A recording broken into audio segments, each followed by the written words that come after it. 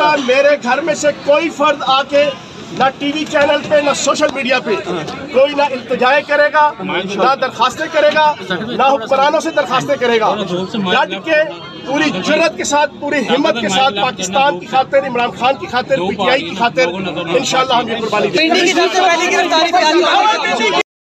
मेरे घर में से कोई फर्द आके ना टीवी चैनल पे ना सोशल मीडिया पे कोई ना इल्तिजाएं करेगा, ना दरखास्तें करेगा, ना हुक्मरानों से दरखास्तें करेगा। डट के पूरी जुर्रत के साथ, पूरी हिम्मत के साथ पाकिस्तान की खातिर, इमरान खान की खातिर, पीटीआई की खातिर इंशाअल्लाह हम ये कुर्बानी देंगे।